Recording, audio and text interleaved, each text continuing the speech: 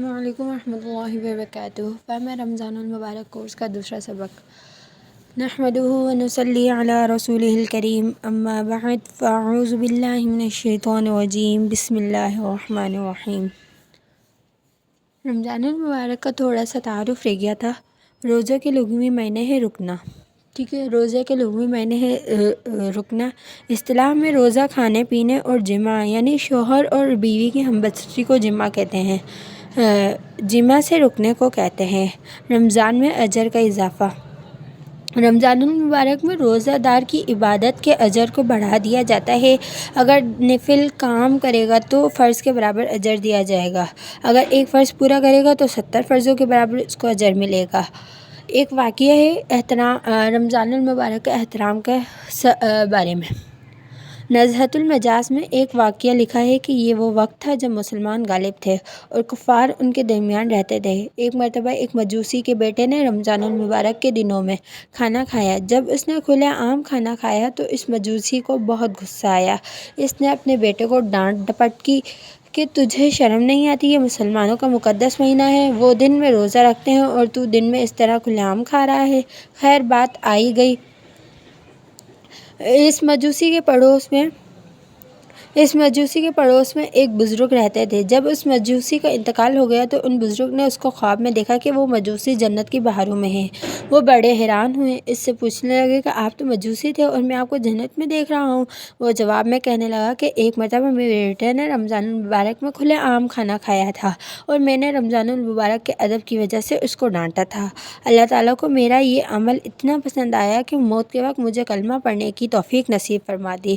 اس طرح مجھے اسلام پر موت آئی اور اب میں جنت میں مزے لے رہا ہوں۔ تو دیکھیں، صرف ادب کا یہ حال ہے کہ ایک کافر مجوسی کو ایمان کی توفیق نصیب ہوتی ہے جو صحیح معنی میں روزہ رکھے گا۔ اس کا کیا عالم ہوگا اندازہ کریں۔ اسی طرح جو آدمی رمضان کی ہی بے احترامی کرے گا اس کی سزا کیا ہوگی، اس کا بھی اندازہ آپ خود کر سکتے ہیں۔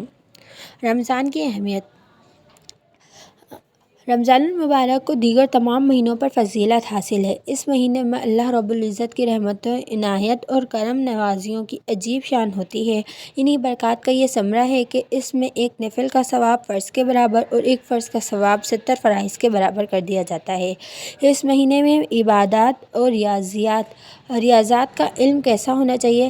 حضرت عائشہ صدیقہ رضی اللہ عنہا سے مروی اس حدیث پر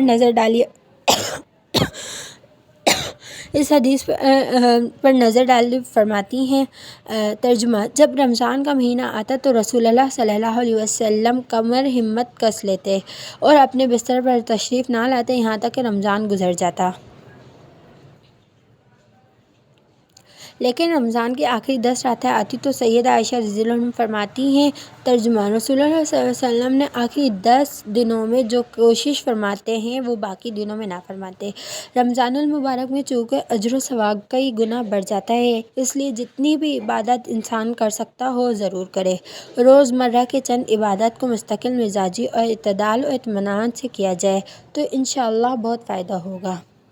اس کے بعد ہے رمضان المبارک کی فضیلت، یعنی ہم ان کے فضیلت کے بارے میں پڑھیں گے کہ ان کی فضیلت ہے کیا کیا۔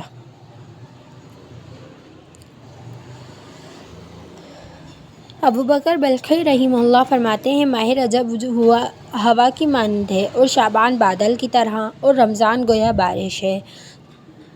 رمضان المبارک ایک سنہری موقع ہے۔ جس طرح بہار کے مہینے میں ہر طرف خوشبو ہوا کرتی ہے، درخت ہرے بھرے ہوتے ہیں، پھول کھلے ہوئے ہوتے ہیں، باغوں میں جائیں تو فضا مہکی مہکی ہوتی ہے، اس طرح رمضان المبارک ایمان والوں کے لیے بہار کا مہینہ ہوتا ہے، اللہ پاک کی رحمت کا مہینہ ہوتا ہے۔ اس کی صبح میں رحمت، اس کی شام میں رحمت، اس کے تہجد کے اوقات میں رحمت۔ جو انسان اپنے گناہوں کو بخشوانا چاہے اور اللہ رب العزت کو راضی کرنا چاہے اس کے لیے رمضان المبارک سنہری موقع ہے۔ جنت کی آرائش۔ حدیث پاک میں آتا ہے کہ رمضان المبارک کے آنے سے پہلے جنت کو خوشبوؤں سے دھونی دی جاتی ہے، یعنی دھویا جاتا ہے۔ جنت کو ایمان والوں کے لیے سجایا جاتا ہے اور جب پہلی رمضان کا دن ہوتا ہے تو اللہ رب العزت جنت کے دروازوں کو کھول دیتے ہیں، فرشتوں کو فرماتے ہیں کہ آج کے دن جنت کے دروازے ایمان والوں کے لیے کھول دی جائیں۔ جنت کی سیل۔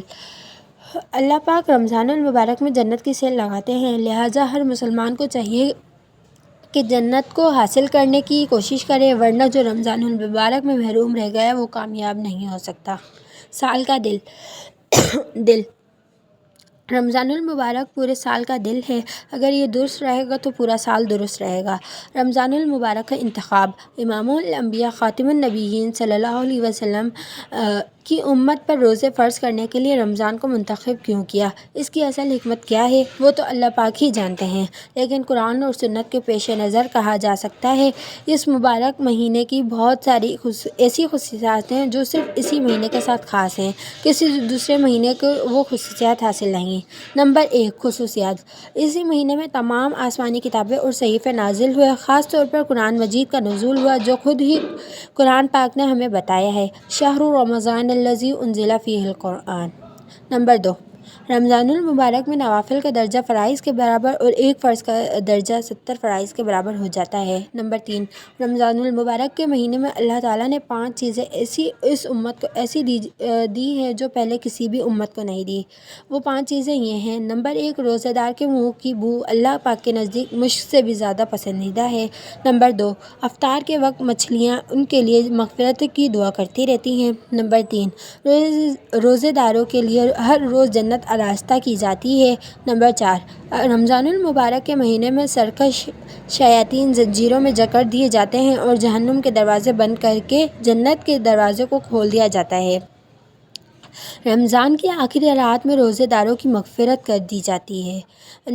گناہ معاف کیسے ہوتے ہیں؟ حضرت ابو ہریرہ رضی اللہ عنہ سے روایت ہے کہ رسول اللہ صلی اللہ علیہ وسلم نے فرمایا، جس نے ایمان کے ساتھ اور ثواب کا یقین رکھتے ہوئے